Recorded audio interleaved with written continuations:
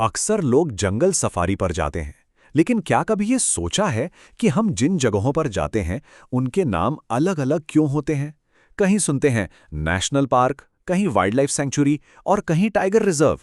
तो क्या ये सिर्फ अलग-अलग नाम हैं या इनके मतलब भी वाकई में अलग हैं? चलिए आज इसी पहेली को मिलकर सुलझाते हैं। तो सवाल सीधा सा है, नेशनल पार्क और वाइल्ड लाइफ सेंचुरी, इन दोनों में असल फर्क है क्या? देखिए, ये एक ऐसा सवाल है ना जो अच्छे अच्छे नेचर लवर्स को भी कभी-कभी कंफ्यूज कर ही देता है। अच्छा, तो इसका जवाब असल में बहुत आसान है। देखिए, नेशनल पार्क का मकसद होता है पूरे के पूरे इकोसिस्टम को बचाना, मतलब जमीन, पेड़, कीड़े मकोड़े, जानवर, सब कुछ। और वहीं दूसरी तरफ वाइल्ड लाइफ सेंचुरी का फोकस होता है किसी एक या कुछ खास प्रजातियों को बचाने पर। बस यही है इन दोनों के बीच का सबसे बड़ा और बुनियादी फर्क। ठीक है, तो अब थोड़ा और गहराई में चलते हैं ना। सबसे पहले बात करते हैं नेशनल पार्क्स की। इन्हें समझने के लिए ऐसा सोचिए कि ये इकोसिस्टम का एक किला है, एक ऐसी मजबूत जगह जहां सब कुछ, बिल्कुल सब कुछ सुरक्षित है। तो सवाल उठता है कि ये नेशनल पार्क आखिर होता क्या है? सीधी सी बात है, ये सरकार की जमीन होती है। एक ऐसा एरिया जहां पूरे के पूरे जंगल को, मतलब हर छोटे बड़े जीव जंतु को इंसानी दखलंदाजी और पोल्यूशन से पूरी तरह महफूज रखा जाता है। मतलब ये समझिए कि एक छोटे से कीड़े से लेकर बड़े बड़े पेड़ों तक हर चीज प्रोटेक्शन में है। और एक बात, यहाँ के नियम बहुत बहुत ही सख्त होते हैं। नेशनल पार्क के अंदर कोई घर बनाकर नहीं रह सकता, खेती नहीं कर सकता, यहाँ तक कि अपने जानवरों को चरा भी नहीं सकता। इनकी जो बाउंड्रीज होती है ना, वो समझ लीजिए पत्थर की लकीरें हैं, जिन्हें बदलना लगभग नामुमकिन है। इसे ऐसे समझिए कि इन्हें प्रोटेक्शन का गोल्ड स्टैंडर्ड मिला हुआ है, यानी IUCN की कैटेगरी 2। कुछ मिसालें देखते हैं। जरा सोचिए भारत के पहले नेशनल पार्क 1936 में बने जिम कॉर्बेट के बारे में, या फिर असम के काजीरंगा के बारे में जो शानदार एक सींग वाले गैंडों का घर है। फिर आता है गुजरात का गिर, एशियाई शेरों का दुनिया में इकलौता घर। और हाँ, लद्दाख का हेमिस जो भारत का सबसे बड़ा नेशनल पार्क है। ये सब इसके बेहतरीन उदाहरण हैं। चलिए, अब नेशनल पार्क से आगे बढ़ते हैं और बात करते हैं वाइल्ड लाइफ सेंचुरी की। इन्हें हम कह सकते हैं प्रजातियों का एक सुरक्षित घर या सेफ हेवन। अब यहां पर ना कहानी थोड़ी सी अलग है। देखिए, ये जगह सरकारी भी हो सकती है और प्राइवेट भी।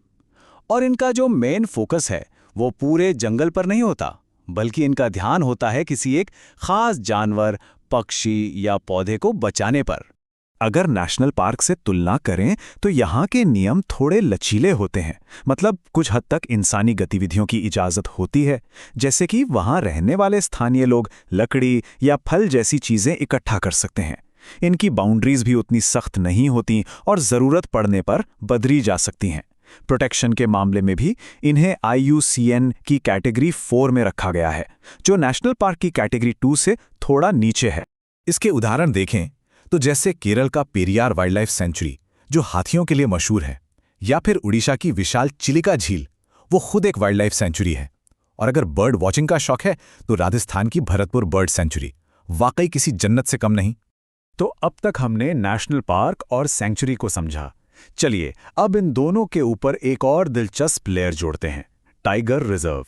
भाई ये क्या चीज़ है? इसे ऐसे समझिए कि ये नेशनल पार्क और सेंचुरी के ऊपर एक स्पेशल फोर्स की तरह है, जिसका एक बहुत ही खास मिशन है। दरअसल ये प्रोजेक्ट टाइगर का नतीजा है, एक मिशन जो 1973 में शुरू हुआ था। और इनका मकसद बिल्कुल साफ है, बस एक, और वो है बाघों को और उनके घर यानी पूरे जंगल को बचाना। और दिलचस्प बात यह है कि कई टाइगर रिजर्व किसी नेशनल पार्क या सेंचुरी के अंदर ही या फिर उसके कुछ हिस्सों को मिलाकर बनाए जाते हैं। पर सवाल यह है कि यह मिशन इतना जरूरी क्यों था? जरा इस नंबर पर एक नजर डालिए। साल 2006 में पूरे भारत में सिर्फ 1411 बाघ बचे थे। सिर्फ 1411। ये एक बहुत बड़ी खतरे की घंटी थी। ये साफ था कि अगर कुछ नहीं किया गया तो हम अपने राष्ट्रीय पशु को हमेशा के लिए खो देंगे। लेकिन फिर जो हुआ वो सच में कंजर्वेशन यानी संरक्षण की दुनिया में किसी जादू से कम नहीं था। अब 2022 का आंकड़ा देखिए, 3682। ये भारत की सबसे बड़ी कंजर्वेशन सक्सेस स्टोरीज में से एक है। और ये दिखाता है कि जब इंसान ठान ले तो क्या कुछ नहीं कर सकता। ये जो उछाल है 2006 के उस सबसे निचले पॉइंट से लेकर 2022 तक, ये वाकई कमाल का है। बाघों की आबादी में 2.5 गुना से भी ज्यादा की ये बढ़ोतरी, ये प्रोजेक्ट टाइगर की कामयाबी का एक जीता जागता सबूत है। तो अब तक हमने अलग अलग टुकड़ों को समझा। चलिए अब इन सबको एक साथ रखकर पूरी तस्वीर को देखते हैं कि आखिर ये सारे लेबल्स इतने जरूरी क्यों हैं। तो कुल मिला के एक तरफ है नेशनल पार्क जो पूरे इकोसिस्टम के गार्डियन है। यहाँ नियम बेहद सख्त हैं और इंसानी दखलंदाजी लगभग ना के बराबर है। और दूसरी तरफ है वाइल्ड लाइफ सैंक्चुरी जो किसी खास प्रजाति के सेफ हाउस की तरह है, जहाँ नियम थोड़े लचीले होते हैं। तो अगली बार जब भी ये नाम सुने तो ये याद रखना जरूरी है कि हर लेबल के पीछे एक खास मकसद और अलग नियम कानून होते हैं। लेकिन इन अलग अलग लेवल्स से भी बढ़कर एक जरूरी बात है, वो ये कि ये सभी जगहें मिलकर हमारे लिए बहुत कुछ करती हैं। ये सिर्फ जानवरों को नहीं बचाती, ये पूरी की पूरी फूड चेन को जिंदा रखती हैं। यही जंगल हमारे मौसम को कंट्रोल करते हैं, वैज्ञानिकों को रिसर्च के लिए खुली लैब देते हैं, और अगर सस्टेनेबल टूरिज्म हो तो स्थानीय लोगों की कमाई का जरिया भी बनते हैं। आज की तारीख में भारत में 100 से ज्यादा नेशनल पार्क और 550 से भी ज्यादा वाइल्ड लाइफ सेंचुरीज हैं।